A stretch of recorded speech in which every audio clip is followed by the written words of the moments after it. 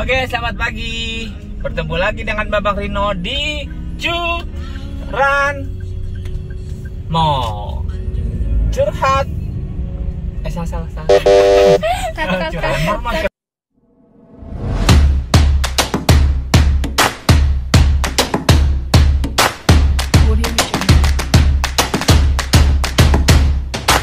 Halo, selamat pagi, good morning guys, good morning teman-teman, selamat pagi, jumpa lagi dengan Babang Rino di Curinca, Curhat in the Car. Oke, kita mau bahas apa ya? Pagi ini kita mau membahas tentang satu hal yang lagi cukup agak, nggak tahu ya sudah viral atau belum, tapi itu lagi rame tuh di berita.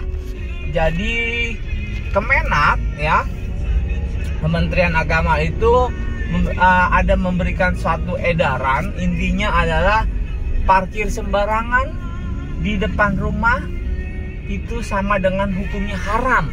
Waduh, ini agak lucu ya gitu. Dan saya yakin juga ini orang yang menerbitkan itu hanya oknum, bukan resmi dari Bapak Menteri Agama. Karena Bapak Menteri Agama itu setahu saya periode yang ini itu orang yang sangat-sangat baik dan bijak, ya kan? Dia memperlakukan semua agama yang diakui di negara Indonesia tercinta ini oleh Pancasila semuanya sama rata, tidak ada perlakuan pembedaan.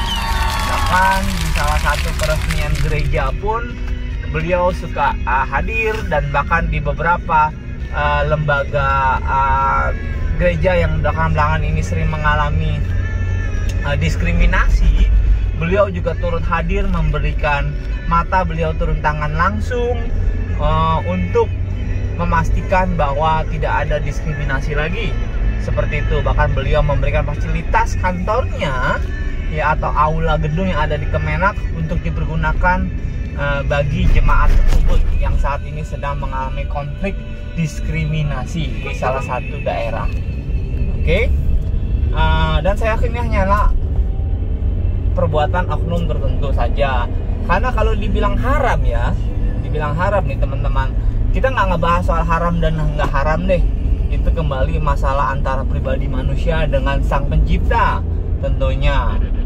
Tapi yang saya mau kasih tahu di sini adalah kalau kita bicara, oke, kemarin ada di situ ada 3 solusi kalau nggak salah. Satu, yang pertama adalah kalau punya mobil belum punya rumah, sebaiknya jangan beli mobil katanya. Oke. Tapi bagaimana ya kalau orang tersebut perlu fasilitas mobil, dia punya keluarga banyak atau dia jarak dari rumah bekerjanya ke kantornya jauh gitu kan? Mungkin oke, kalian bisa bilang bisa naik kendaraan umum, betul. Tapi mungkin dia kan dalam hidup itu punya satu namanya goes to the next level, ya kan, naik ke level tertentu di mana dia sudah punya kemampuan secara finansial untuk membeli suatu kendaraan pribadi, sehingga dia tidak perlu naik kendaraan umum lagi yang jamnya terbatas. Dia bisa berangkat kapan saja sesuai memang waktu yang dia sudah tentukan untuk mencapai ke tujuannya gitu. Jadi kenapa tidak, menurut saya seperti itu. Terus yang kedua, katanya berbayar di satu tempat yang memang menyediakan, maksudnya adalah lahan parkir. Kan sekarang banyak nih teman-teman ya, karena makin maraknya pertumbuhan kos-kosan, jadi banyak lahan-lahan kosong yang disewakan buat tempat parkir. Betul sekali. Cuma terkadang selain biayanya relatif mahal, karena seperti di daerah Jakarta Selatan ini ya, yang saya tahu tuh sewanya aja untuk 1 bulan itu bisa 600 sampai 700 ribu. Wow, bagaimana dengan teman-teman yang gajinya memang mungkin tidak cukup lumayan besar gitu loh. Itu kan juga menjadi beban hidup juga ya. Karena seperti kalau kita tinggal di apartemen saja, itu biaya parkir per bulannya hanya 250 ribu dan 200 ribu teman-teman. Jadi 600 ribu itu menurut saya sih agak kebangetan buat yang punya lahan. Tetapi memang ada certain people, ada orang-orang tertentu ya, kayak kemarin juga ada yang tidak keberatan dengan hal tersebut, dia rela untuk membayar. Tetapi sayangnya lahan tersebut penuh sekali, karena dia tidak bikin tingkat, ya, atau basement, dia hanya satu lahan kosong gitu. Sedangkan teman-teman bayangin ya, kalau satu kosan itu punya 30 kamar atau 15 kamar deh setengahnya, lahan tersebut sudah penuh dengan mobil tersebut, 15 mobil ya kan, berarti dia perlu punya lahan berapa besar gitu loh. Jadi tidak cukup memadai juga gitu. Memang itu bisa jadi solusi, tapi ya tidak memadai masalahnya gitu loh. Atau kalau hukidati saya yang jadi tuan takur yang punya tanah, saya bangun tanahnya basement sampai ke lantai-lantai atas ya, setuju kali ya, saya sewain murah aja deh, bahkan lebih murah dari unit apartemen. Karena apa? Karena saya tahu, saya merasakan bagaimana rasanya pengen punya mobil, punya kendaraan tapi tidak punya fasilitas parkir. Karena kenapa teman-teman? Tanah di Jakarta mahal dan tidak semua orang seberuntung mungkin orang-orang yang punya rumahnya luas, halaman parkirnya luas seperti itu.